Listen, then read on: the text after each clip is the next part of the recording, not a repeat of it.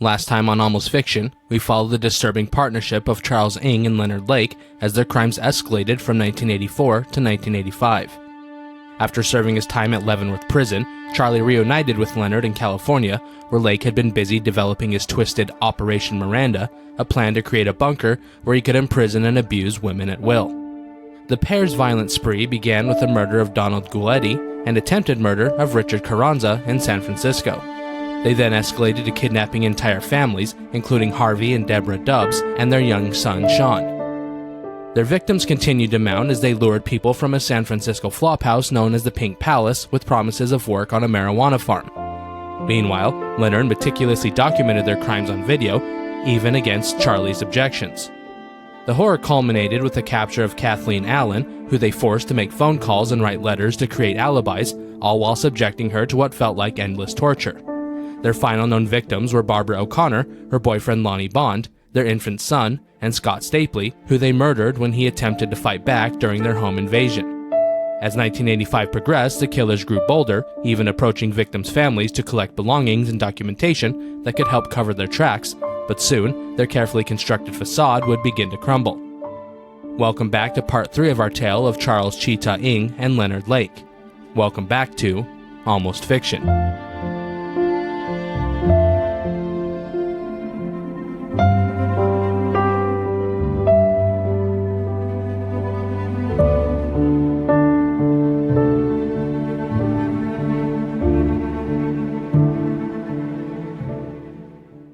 June 2nd, 1985. South City Lumber Store, South San Francisco, California. Leonard usually made it a habit to stop at the lumber store whenever he visited Cricket. It was where a large chunk of his building supplies had come from so far, because they were pretty easy to steal from. Usually, Leonard would ask a boatload of questions and distract as many employees as he could, while Charlie made off with what they needed. And this day was no different, as the pair needed a new bench vise, and instead of paying, they thought, why not just take it instead? But, as Charlie made a break for the door with his prize in hand, John Callis, a retired aircraft mechanic, was on his way in looking for the supplies he needed for his latest DIY project. John watched as a shorter man walked out from one of the store's aisles with a vise in hand, and bypassing the counter, he began to just walk outside without even paying. John called out to the employees asking if they just sold a vise. No, came the reply, and once again John spoke up saying, quote, "Well, if you didn't sell it, you just got ripped off," end quote. He turned then and followed the thief, following him to a copper-colored Honda Prelude. Charlie threw the vise in the trunk of the car before slamming the lid down, though it didn't latch. Seeing that he'd been followed, he began to walk quickly toward the nearest intersection on Spruce and Railroad. The men were calling after him, telling him to stop, but Charlie just kept walking, pretending he couldn't hear them. Eventually, the men gave up the chase. Turning back to the car, the little party saw that the trunk had not properly latched, and when they opened it, the vise was there along with several other items, including a box full of pornographic photos, a bag of weed, some clothes, a couple six-packs of Diet Dr. Pepper, and a small bag that held not only a handgun, but what looked like a homemade silencer. John ran back into the store then, and grabbing a phone, he called the police. While on with dispatch, a man approached John, a chubby bearded man who told him to hang up, to leave the cops out of it, but John ignored him. Officers arrived and began to look at the car, and while they did so, Leonard approached them, telling them he had already paid for the vise that his friend took. Suspicious, the officers began to question Leonard, asking him who owned the car. Leonard said it was a friend's, Lonnie Bond's, and he was just borrowing it. Officers asked where Lonnie was, and Leonard replied with, simply, up north. When asked if Lonnie had a phone number, Leonard regretfully told them he did not in fact have one. He then gave officers permission to search the vehicle. They found the gun then and silencer, and when they did, they asked Leonard for his ID. He handed over the license of one of the men he and Charlie had recently murdered, pretending to be Scott Stapley. When asked who owned the gun that was in the car, Leonard claimed it belonged to Charlie, but when they ran the serial number, it came back as being registered to a Scott Stapley. As the officer handcuffed Leonard, he told him, quote, "Looks like you have more problems than anticipated," end quote. Leonard was officially arrested for possession of an illegal weapon. Things got even worse for Leonard when the Honda was ran. Turns out it was registered to a missing man who disappeared 8 months before, and the plates, well, they were registered to someone else entirely and didn't even belong to the vehicle. Charlie watched from a distance as Leonard was arrested. Running to a payphone, he called Cricket, who came and picked him up. He began to prepare to go on the run. At the police station, Leonard requested a pen and some paper because he needed to write a note to someone. The police fulfilled his request, believing it might help them identify the man who they knew was using a false identity. As he began to write, Leonard asked if he could get a drink of water and was escorted across the hall to a washroom where he could get water from the sink. Once back from the washroom, Leonard began to talk, even giving his real name, before stating that he was wanted on felony charges coming out of Mendocino County. Leonard began to sweat heavily as he spoke, and quickly, he began to look ill. Leonard stopped talking then, and in what felt like no time at all, his entire body began to shake uncontrollably. Paramedics were called, and Leonard was taken to a hospital where he was immediately placed on life support. The cyanide pill was later believed to have been hidden in the collar of his shirt, and Leonard had taken it after he was escorted to the bathroom. Turns out he wasn't lying when he told Kathy Allen that he'd rather kill himself than be taken alive. Cricket soon told Charlie about Leonard's death and that the police had called her and they were looking for him. Turns out they wanted to know why he and Leonard had been in possession of a missing man's car. Realizing the walls were beginning to close in, Charlie scooped up as many of his belongings as he could from the apartment he stayed in when working and not up in the foothills. He wouldn't go down like Leonard, he wouldn't take the coward's way out, he'd just have to go back to some of his prison buddies from his little group, the Brotherhood, and he'd just have to start all over again. Hudson in Oklahoma could probably help him get to Mexico, and Diaz, he was in Chicago, and from there he could head up north to Canada if he wanted to do that instead. He had options, he just had to choose the right one. In the end, Charlie decided to head north because Canada had a policy of not extraditing fugitives unless they were assured that the death penalty would not be used as punishment for the crimes. That same day, Leonard killed himself. Charlie, using a stolen ID, flew to Chicago, leaving his life in California behind. Meanwhile, Paul Cosner's copper-colored Honda Prelude was searched from top to bottom. Many items were cataloged, but detectives seemed honed in on 3 items in particular. First, there was a stun gun. Second, there was a collection of photographs of semi-nude women, and there was also a stack of utility bills for a residence near Wilseyville, California. Tracing those bills led them to Cricket, whose family owned the property, but she assured officers that Leonard couldn't have done anything illegal, and that he especially didn't do anything illegal at the property that he wasn't allowed on by himself. Officers asked for the specific address of the location to go out and check if Charlie was there, but Cricket refused to give it, saying she would have to go there with them, but not today, maybe she could help them out the next day. With no other options, the officers agreed. Police were continuing to piece things together in the meantime. Both Paul Cosner and the Dubs family had disappeared after placing ads in the Chronicle, and a hat found in the Honda had been similar to a hat worn by someone using the Dubs bank card at an ATM. There was also the eyewitness reports of an Asian man carrying things out of the Dubs' house around the time of their disappearance, and they had also seen them driving Cosner's copper Prelude. The next day, detectives did end up meeting Cricket at the cabin, and they began to search it.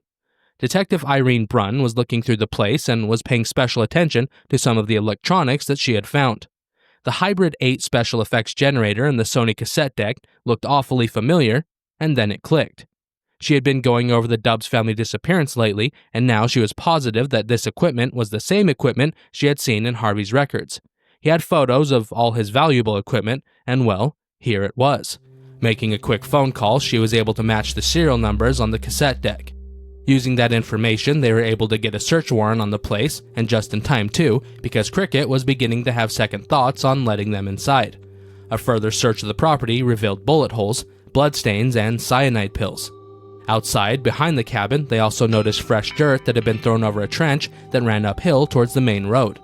A piece of plywood had been placed over a section of the freshly turned dirt, and when it was moved, they observed a stream of ants coming out of the earth, each with a little larvae in their mouths.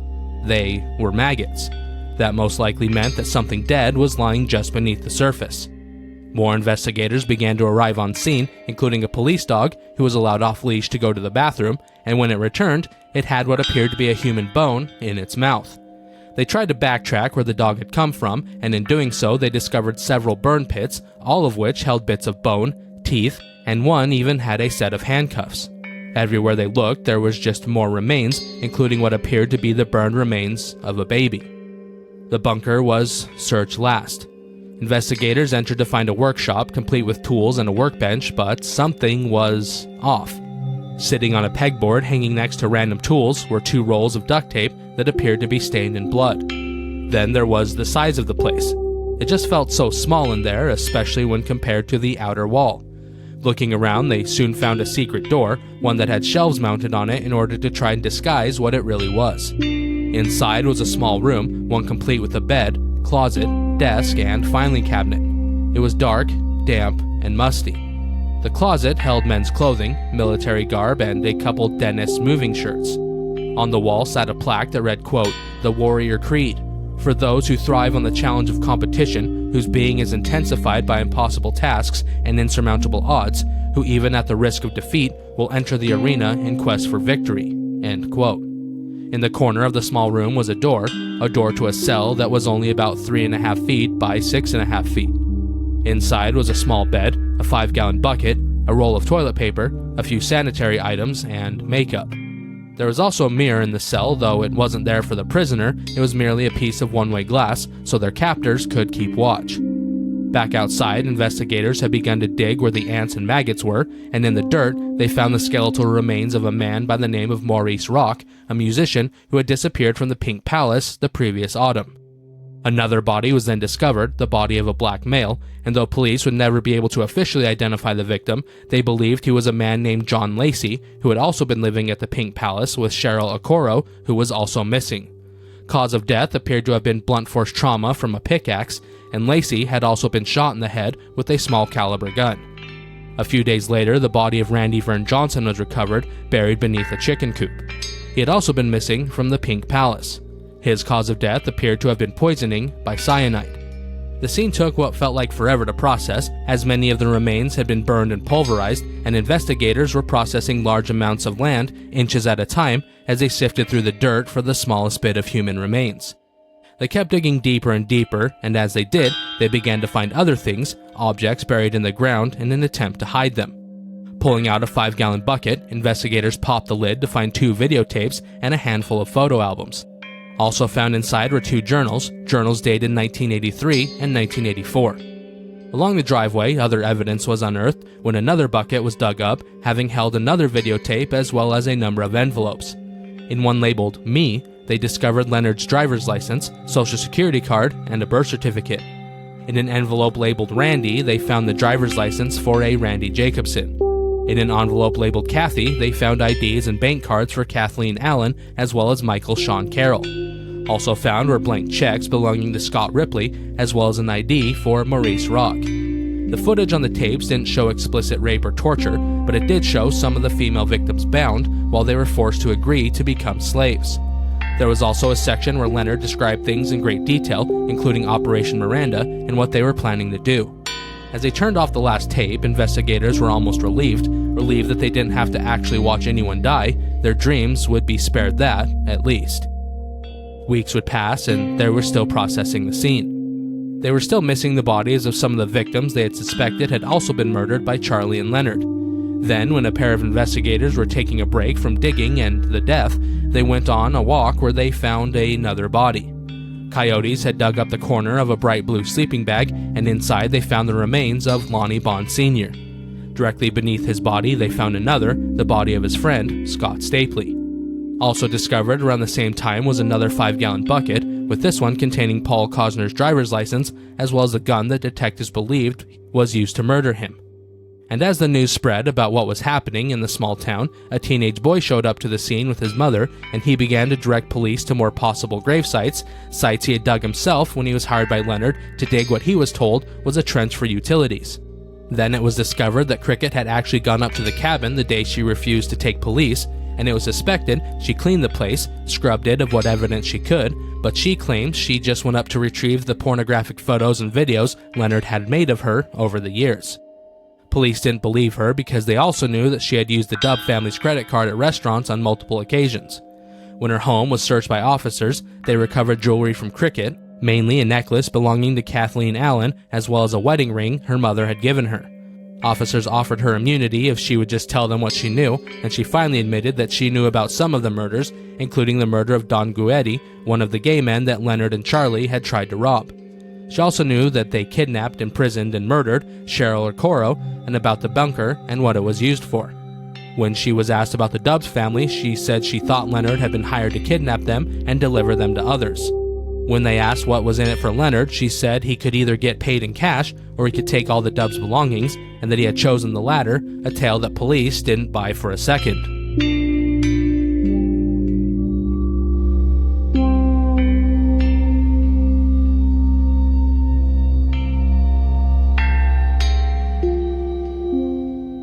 July 6, 1985. The last few days had been hard on Charlie. He made it to Canada and was camping wherever he could in South Calgary, where he was just biding his time, waiting for the perfect moment to approach his sister. She was probably going to reject his request for help, but it just felt like his only available option. He'd almost recently been caught when two young boys out exploring had actually stumbled into his current hideout in Fish Creek Provincial Park, but luckily, they didn't know who he was, and more importantly, they didn't know that he was a fugitive from the law. It had been a month since he had left California, a month since he had begun running, and he was getting tired. He just wanted to go back to China. He felt safe in the crowds of the city, just another face among many, with most people unaware that they were only feet away from a murderer, thinking him just another stranger in a sea full of strangers, a guy just going through life like everyone else. He was working under this false sense of security when he went to Hudson's Bay department store, doing his best to blend in with the many tourists who were in town to see the famous Calgary Stampede, a 10-day rodeo event that claims to be the, quote, greatest outdoor show on earth, end quote. Heading to the grocery department of the store, Charlie briefly looked around before he slipped a large Pepsi into his bag. And despite his bravado, despite his belief that he was some sort of action hero ninja, Charlie was completely unaware that he was being watched by two middle-aged cowboys who were also in the Hudson's Bay department store where they worked. Charlie only had $5 left now, and he was doing all he could to get what he needed and save as much money as he could, so that often meant him exercising his universal five-finger discount. He probably should have been more careful, since he was on the run, with his latest goal being trying to get back to his oldest sister Alice to lend him enough money to get to Vancouver, where he was hoping to catch a shipping freighter back to Hong Kong and safety. But that was thousands of miles away right now, and Charlie moved as Sean Doyle, a 46-year-old school teacher, watched. Summer break meant no work, and in order to supplement his bank account, Sean worked security at the department store every summer. Sean had seen the man already steal something else, a can of tuna, and he was now following him, just watching to see what else he would try to take. He even made his way to a hidden hallway, one lined with one-way mirrors, where he then followed the thief to the meat department, where he continued to watch the man steal even more food. Alerting the other part-time security guard working that day, 48-year-old George Forrester, Sean was proud of his feat, even letting George know that he had a bet on that day that he'd catch a shoplifter before the floor workers did, and he'd done it. They got ready, eyed up the shoplifter, and moved in. They had no way of knowing exactly who Charlie was, had no way of knowing that the 5'7", 150-pound small man was in fact wanted for more than one horrific murder. They had no idea that underneath the plain faded shirt and blue jeans was an actual living monster. They just had to wait then, wait until he walked outside and completed the theft of the department store assets, and Charlie wasn't even a few feet down the sidewalk before the two men showed up, and flanking him on either side, they each showed their security badges before asking Charlie to come back to the store. Sean Doyle took the bag from Charlie, the one he'd been placing stolen food in, before also reaching for Charlie's fanny pack, though he recoiled when Charlie yelled at him, quote, "No, it's mine," end quote. Not responding to the yelling, Sean, a former boxer, kept his cool, though he pulled back, no longer trying to remove the young man's bag. It wasn't that big of a deal. They'd look through it later once they got the young man back to the security room where they could try and scare him straight, and if that didn't work, then they'd just have to call the police and let them deal with it. Grabbing the young man, the two men escorted him back towards the store, with their ward offering almost no resistance other than when he yelled at them to leave his bag alone. They were back inside now and making their way past menswear towards the security office when Charlie once again brought up getting to his wallet, asking the men to let go of him for a second so he could retrieve it. Sean Doyle felt the man try and pull away and assumed he was just trying to run, so he tightened his grip, telling the man to just relax until they got to the office. Charlie pulled away even harder then and was able to break one arm away before reaching for his fanny pack. But instead of pulling out his wallet like he said he was going to, Charlie pulled out a small .22 caliber pistol. Seeing the gun, George Forrester began to yell, warning his friend Sean Doyle, who almost immediately was able to kick the thief's legs out from underneath him before slamming the small man to the ground. The three men then struggled with each other, Sean and George trying to get the gun away from the other man while he was trying his best to shoot each in the head. The small man was desperate and fought like he was. At one point, he was even able to get free enough to knee Sean in the back of the head multiple times before once again trying to free his gun from the grasp of the two men. They were making a ruckus, and soon a crowd began to gather, with George screaming at everyone to get away because of the gun, though nobody was listening. While he yelled, George was actually able to get a cuff on the guy, but only was able to cuff one wrist. Bang! The first shot rings out from the small gun, though luckily all it hit was the base of a clothing rack, and the scuffle continues. Getting even more desperate now, Charlie latches onto a wrist with his teeth, doing all he can to just gain control of the gun for 1 second. The hand releases under his teeth, and he is able to swing the gun up, aiming it at one of the other men's heads, but right before he could pull the trigger, another hand came out of nowhere, pushing the barrel of the gun away right before another shot rang out. Sean heard the shot and almost instantly felt his hand go numb, and looking down, he saw the blood. Anger and adrenaline took over then, and seeing red, Sean picked up the man with the gun and slammed him on the floor, face first. Charlie either passed out or gave out then, and the three men just lay there catching their breath on the floor, with Doyle's hand firmly holding the gun that was still pinned under the thief. Then, seemingly out of nowhere, authorities finally arrived. Luckily, a customer had taken the warning seriously and went and flagged down officers who were now responding. Finally, the gun was recovered, and the thief, now in handcuffs, was led out of the building, to the riotous applause of those who saw the scene, people who honestly thought that it had been an act, a show put on by the department store for Stampede Days. And as the crazy man was led away, George Forster applied pressure to his friend's hand, trying to staunch the flow of blood as they calmly waited for an ambulance. The calmness was slightly misleading, as both men were actually in shock, still in disbelief about what they had just went through. Later, they would learn that the man they had caught was more than just a thief, more than just a shoplifter. He was an actual monster. A monster, though, that was now in custody.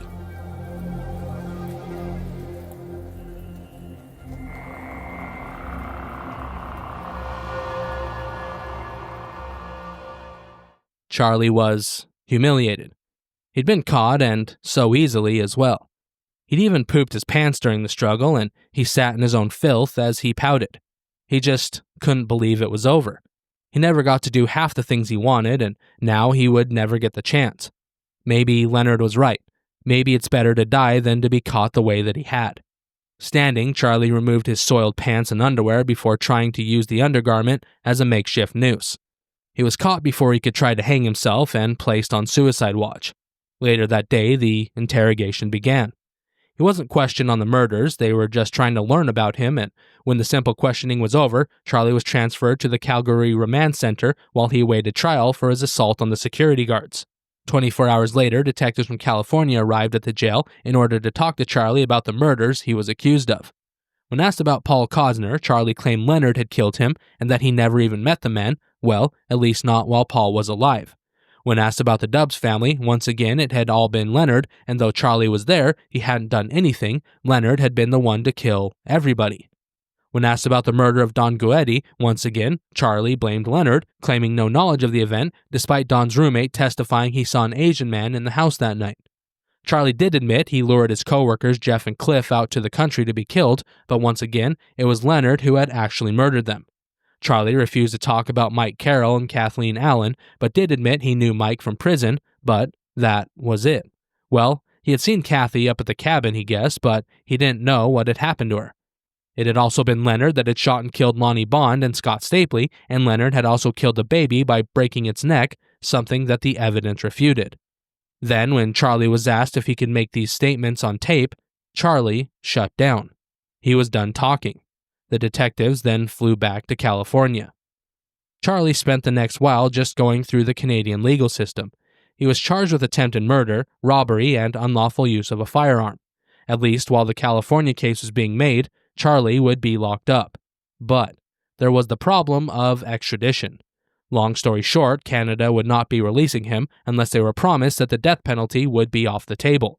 But not every Canadian citizen was happy about that policy, with many worried that if they didn't send Charlie Ng back, it might set a precedent, and that they would soon find themselves as a safe haven for murderers who were on the run. And, while the debate raged on about harboring killers versus just sending them back no questions asked, Charlie was found guilty of armed robbery, aggravated assault, and unlawful use of a firearm. He was, however, acquitted of the attempted murder. He was sentenced to 4.5 years, a sentence that was labeled as severe because of Charlie's lack of remorse as well as him being in the country illegally. Charlie was 25 when he was sentenced.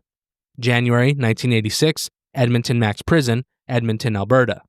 Charlie was in solitary for his first 3 weeks at the prison, and every day seemed to be the exact same. He didn't even have a neighbor, nobody to talk to, and he was getting desperate for human interaction. Then finally, the day came when he heard the cell door shutting to the cell next to his. Charlie heard the rustle of paper and looked up to see something being slipped under the gap in the cell door. A note. On one side there were algebra equations, and on the other was the line, "Got any magazines?" For the next few weeks, Charlie got to know his fellow inmate as they continually passed notes back and forth. Charlie learned a lot from his new friend, how to get better items for his cell, how to check out books, and which ones were the best. The man knew a lot, having once been a clerk of the prison grievance committee, and he also knew all the guards by name. He was a good man to know on the inside. Charlie might have found a friend. Maurice LeBerge could probably have his own episode, though his crimes never involved murder or anything of the sort.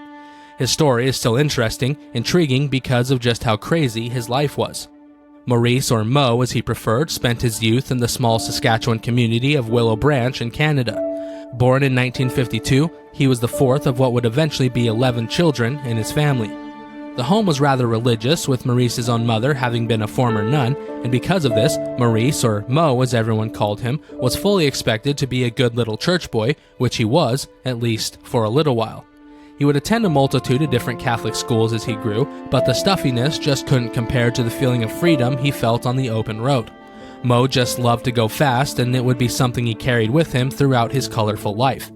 But before he grew up, before he met Charlie Ng, he was just a kid who hated school and often moved around a lot as his dad tried to find a good enough job to provide for a family of 13, even spending some time in the States where they lived in Michigan for a short while. In September of 1959, the family would move again, this time back to Canada, up to Moose Jaw, a small city of, at the time, around 40,000 people, but to young Mo, it was massive. He loved all the things to do there, having spent most of his life in tiny towns. This place was like another world, a world full of possibilities. Then, at only 12 years old and during a Boy Scout trip, Mo was sexually abused by a leader who also just happened to be his father's tax accountant. Mo didn't tell anyone, at least not for an entire month, but he began to act out more, even to the point of causing damage to school property when he not only smashed a desk, but also a toilet before he finally came forward and told his parents about what had happened to him. But instead of calling the police, or instead of his father marching down and beating the abuser senseless, instead, they gave the sage advice of, just stay away from him. And that was it. Mo never forgave them for it. By the time Mo was only 14, he was already sexually active. He was a decent-looking kid with a million-watt smile, and he liked to spend as much time as he could with girls in his class. In 1967, he was sent off to a prestigious private boarding school called St. John's Ravenscourt, located in Winnipeg, Canada, but he was soon expelled after he was caught in an outbuilding with a girl from his class. His father, a strict man, told Mo he had only one option now, that he would no longer be graduating from the private school. He would instead join Canada's reserve militia, something he could do while still living at home. Then one night, as he walked home from his post at the armory, Mo came across a white Corvair parked outside of a house, and not only were the keys in it, but it was also running. Mo stole the Corvair and drove it home, though he parked it behind the home of his parents' neighbors. Less than 24 hours later, Mo was outside working in the yard with his dad when he decided that the car was parked just too close, so he slipped away in order to drive the car to somewhere he could ditch it. Little did he know that the car had already not only been reported as stolen, but it had also been located, and police were then watching it to see if the thief would be dumb enough to return to it. Mo was soon arrested after only driving the stolen car for about half a block. Armand LeBerge, Mo's father, answered a phone call at home only to hear his son, in tears, begging for him to go down to the jail and bail him out. And Armand did go to bail his son out, but not until the next day, hoping that a night in jail would scare his son straight, scare him enough to hopefully change his rebellious ways. But, for his strictness, Armand really wanted what was best for Mo, so he bargained with the boy, told him that if he was to shape up, keep his nose clean, then he would allow him to drive the family car every once in a while. Mo agreed because that's all he really wanted to do anyways, just drive. But Mo's good streak didn't last long, a pattern that would forever follow him, and soon he was in trouble once again after he slept with a girl who he thought was 15 or 16, but who turned out to only be 13 years old. He was charged with rape, but because he was still a teen himself, he was only given a suspended sentence, and once again his disappointed father had to give him a ride home from jail. Mo next tried to go back to school, tried to get into college, but it just wasn't in him. Not long after, he would get a job in Saskatoon, but that same month, he was arrested after he was caught red-handed, breaking into a home, and because of this, he served 2 months in the Provincial Correction Center in Regina. It was the last straw for his father, who publicly disowned him. Mo was still only 18 when he was released in November of 1970, and once again he tried to go to school, but he also continued to rob, steal, and now he was getting into fraud. Once again he was arrested and sent back to jail, something he considered just the cost of doing business. And you might think that was it, that he was at the bottom. He was basically homeless, jobless, penniless, and his own family didn't want anything to do with him, but sometimes, surprisingly, like many often do, Mo found out that the bottom just might be lower than you can imagine.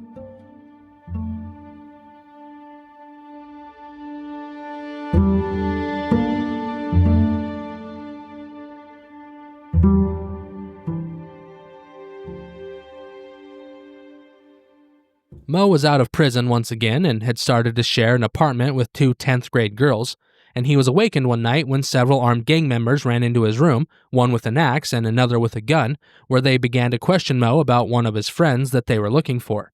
He told them to leave him alone, and they threatened to kill him, but Mo being Mo, he instead grabbed for the gun and fought with the gunman, who started to blindly pull the trigger. A window shattered, as did glass frame on the wall, and a bottle of wine on the nightstand, with the final 2 shots hitting Mo in the stomach. But, as you'll see here, Mo is, for a lack of a better term, a tough son of a bitch, and even though he'd been shot twice, he still picked up the shooter before throwing him down a flight of stairs. The gang members rushed out of the place around that time, and only after they left did Mo fall to the ground in pain. The second he got out of the hospital, though, Mo was already on the hunt. He found the shooter and even staked out the man's home, waiting to ambush him the same way he had been, but as he was about to make his move, detectives beat him to the door and they arrested the man for Mo's shooting, probably saving the man's life. Not long after being shot, Mo was once again charged with rape, though it came out in court that the woman was only claiming she was raped after her boyfriend found out she was cheating on him. In fact, it was so obvious that the judge would eventually openly instruct the jury during the trial to find Mo innocent. Seemingly overnight, Mo changed.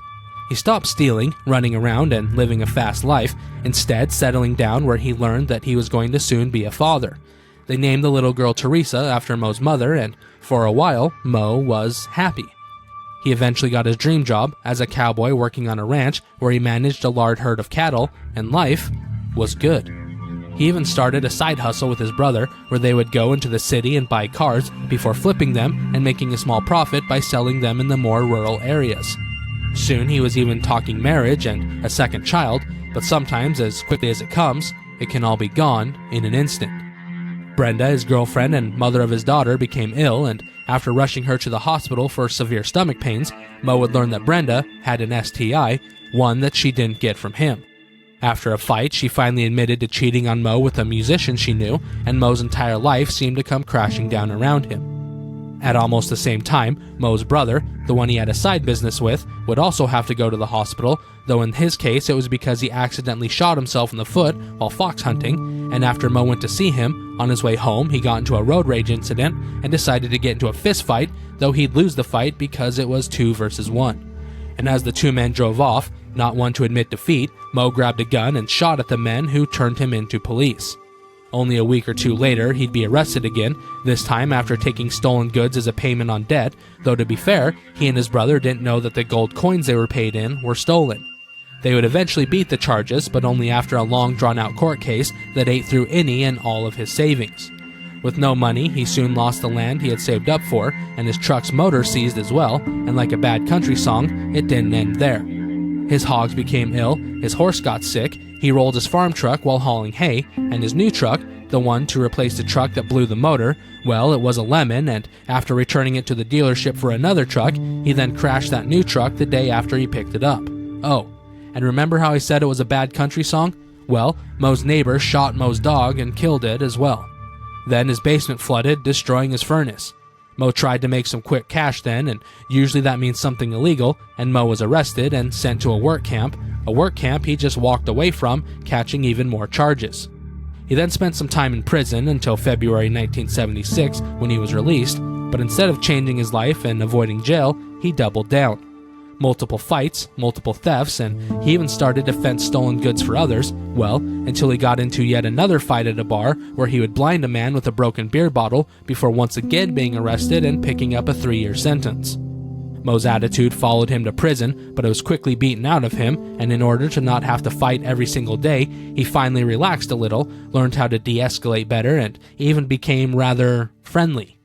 After serving his time, Mo was released and immediately got into a fight, this time with the best man at a friend's wedding, and after avoiding jail time, he decided to once again try and follow the rules. Working with his brother Rene again, he began working construction and saved up to buy some acreage that he began to work. He kept to himself, worked his land, and even began breeding purebred dogs. He also met someone who was 7 years his junior, but the 21-year-old Debbie seemed to make him happy. Mo doted on Debbie, bought her everything she asked for, even the things that he really couldn't afford. He bought a boat, a snowmobile, an ATV, and even purchased multiple new trucks in a 3-month period, and even purchased a Corvette and a Cadillac. Life was good again, well, until Mo was accused of robbing a bank in February of 1981. Turns out his truck was at the scene of a robbery and he was wanted for questioning, but instead of turning himself in, he decided to run because he just couldn't miss his second youngest sister's wedding that was taking place very soon.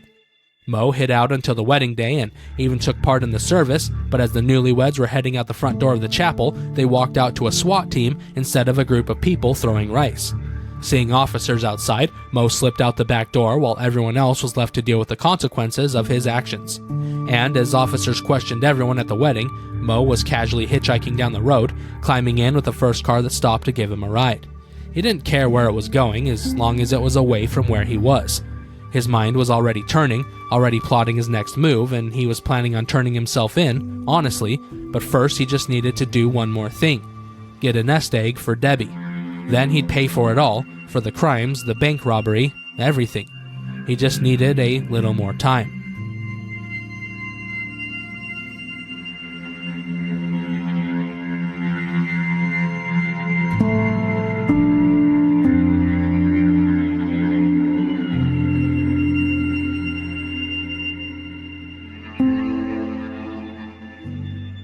March 1981. Bob McLaughlin was 19, but he still lived at home with his parents in Lethbridge, Alberta, Canada. His family had arrived home from church that evening at around 8:30, and his parents had dropped off their 2 boys before going out to the Legion Hall to have a few drinks with friends. David, Bob's 15-year-old brother, had gone upstairs as soon as they got home, but only a few minutes later he came running downstairs to where Bob was, yelling that somebody was climbing the balcony outside, trying to get into their home. Bob went to investigate with his brother David close on his heels, and he did see a figure moving around, but before they could turn and run, they heard a voice yell, quote, "Stop right there, stop or I'll shoot," end quote. The boys complied. They could see him clearly now. The large man in the ski mask was also wearing a green parka, but what really caught the boys' eyes was the large silver gun that was pointing directly at them. The man asked them questions then: where were their parents, how long they were going to be gone, and then he asked a strange question. Did their dad work at the Super Value store? Confused, Bob said he was the manager, and then the man asked him what kind of security system the store had. As he questioned the boys, the man continued to move towards them, and as they answered, he gestured for them to lay down on the ground.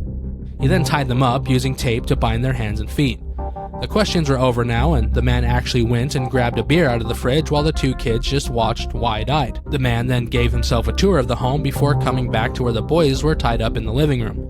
Once he was in control, the man was actually quite nice, soft-spoken, and even polite. He continually asked the boys if they were in pain, and if they were, he did his best to alleviate it while still keeping them bound. Then the doorbell rang. Mo ignored the doorbell, hoping that whoever it was would just leave after they got no response, and they did. He wasn't going to hurt anyone, especially not the kids. He just needed their dad to get home so he could take him to the super value and have him open the safe. Finally, the parents returned, and before they could even see their boys tied up on the floor, Mo, still in a ski mask and holding a gun, guided the parents to their own bedroom before binding their hands as well. He was almost exclusively talking to Ed McLaughlin now, while his wife Dorothy lay on the ground pleading to know if her kids were okay. Realizing he would have to calm her down, Mo asked for her youngest son's name. When she told him it was David, Mo calmly called down the stairs to David, telling him to let his mom know that he was alright. David said he was okay. Mo then yelled again to David, asking how his brother was. "Bob is okay," came the reply. Finally, Mo could get down to business. Not even an hour had passed since Mo had bound up the entire McLaughlin family, and now Mo was on his way to Super Value, driving Ed there in the trunk of his own Pontiac. When they arrived, Mo helped the man out of the trunk before cutting his bonds and handing the manager a green trash bag. He then told him to go inside to the safe and empty it, and it would all be over. After doing as he was told, Ed McLaughlin was taped up again and left on the floor of the store. Climbing into a stolen vehicle he had left nearby for this very purpose, Mo took the approximately $8,000 he had just stolen and drove off into the night. But, true to his word, Maurice LeBerge turned himself in and was charged with the February 2nd, 1981 robbery of a credit union in Marquis, the same job he was on the run for when he attended his sister's wedding. He was also charged with a hotel robbery in Sutherland. Mo made no mention of the super value robbery he had just committed, but it was only a matter of time before he was not only charged with that crime, but another robbery of a Safeway store he had also committed around the same time. The McLaughlin family was then called in, and they all identified Mo's voice out of a lineup, one that included the voices of a radio DJ, a handful of school teachers, a social worker, and a few others. Eventually, as the smoke settled, Mo was charged with 10 counts of armed robbery, kidnapping, and the unlawful confinement of the McLaughlin family. So instead of a few years for a credit union robbery, Mo was now looking at some pretty serious charges that could send him away for quite some time. In the end, Mo was found guilty and was given a total of 25 years for his crimes, and to add insult to injury, he was locked up in a supermax prison. He had to do something.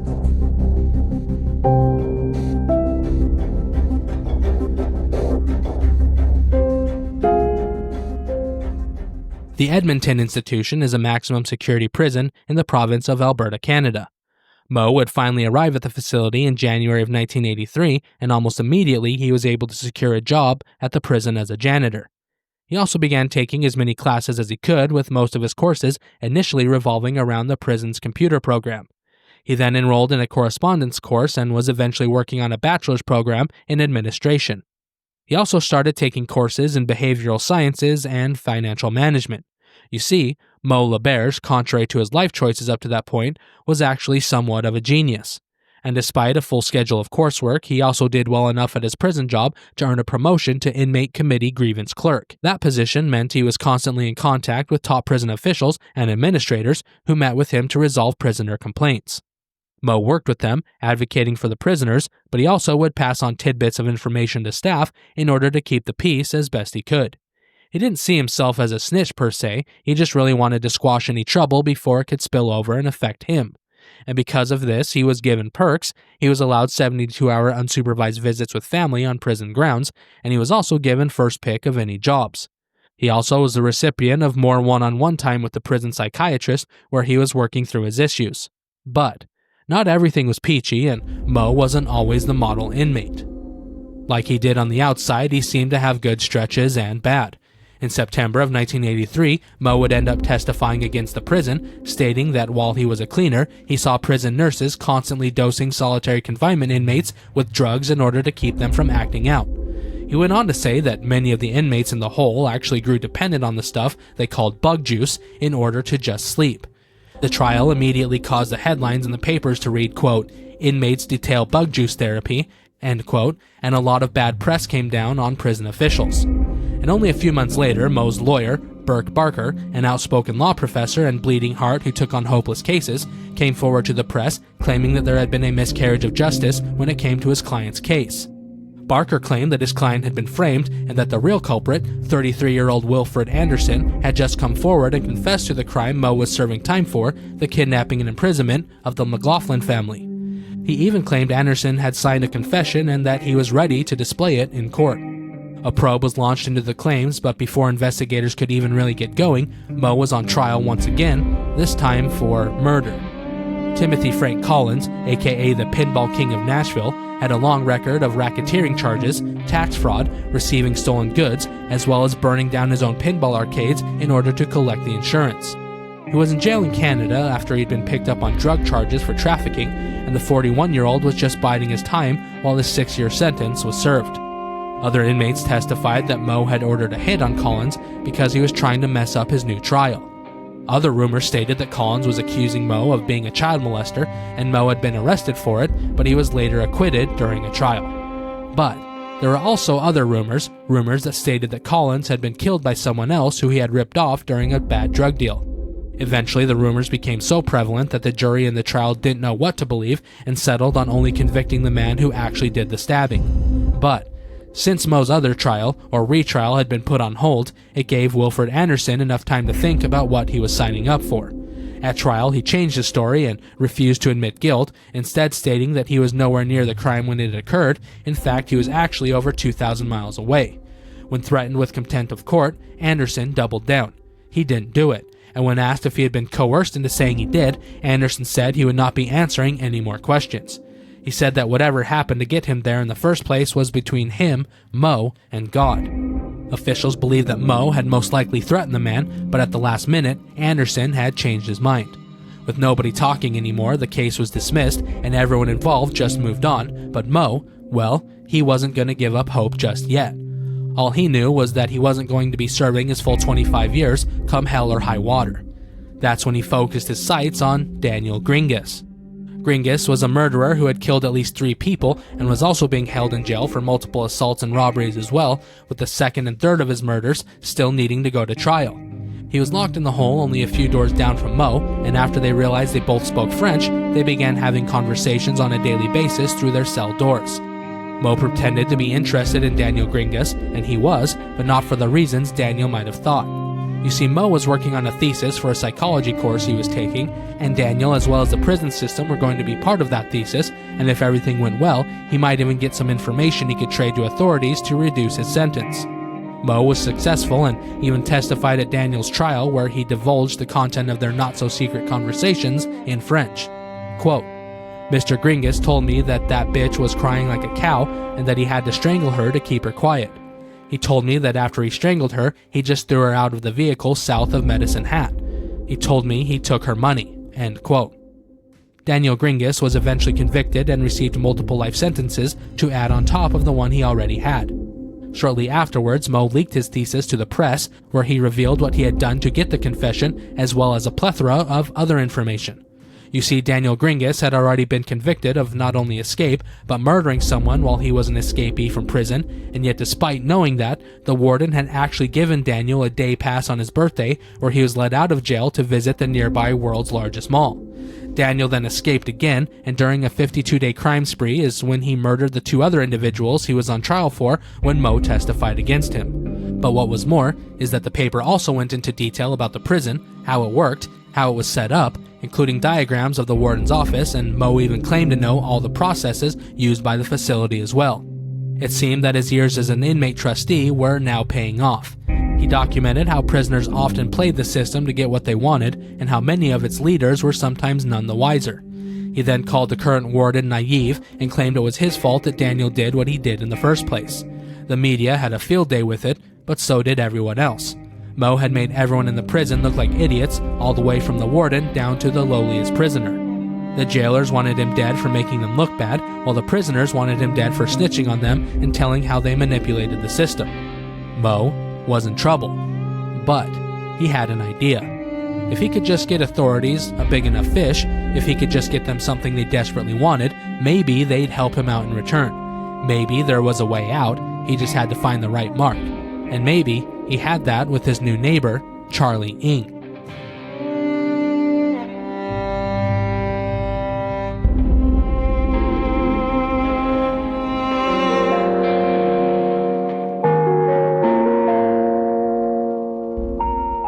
And that is going to be it for part 3 of our tale of the case of Charles Cheetah Ng and Leonard Thomas Lake. And even though it seems like so far the pair has basically been able to do whatever they wanted, soon reality will try and catch up, and some mistakes will begin to compound into a cascade of events that will quickly spiral out of control. Join us next week as we continue the case, and don't forget to follow us on Instagram at almostfictionpod, where I'll be adding a whole new facet of content that I'm sure you all will love. I'm also available on Cameo, where you can search for Chase Ellerman, and if you want to buy me a green tea, a beverage vital for my research, then you can do that as well over at coffee.com/Chase Ellerman. That's ko-fi.com/Chase Ellerman. Thank you to everyone so far who has supported, including our newest beverage suppliers, Anonymous and Trixie. Thank you so much for stocking the fridge for this heavy series. Also remember to follow us on Facebook, and if you don't have social media, but you want to stay up to date on all things Almost Fiction, including merch drops, meetups, and more, you can email me at almostfictionpod@gmail.com, where I can add you to a list so you never miss out. If you can't support right now, it's really just as important to rate and review the show so it shows up higher on any search features. Also, please tell your friends and coworkers, as that's some of the most important work you can do for any creator. Thank you all for listening. Stay safe, stay curious, and remember, sometimes the truth is stranger than fiction.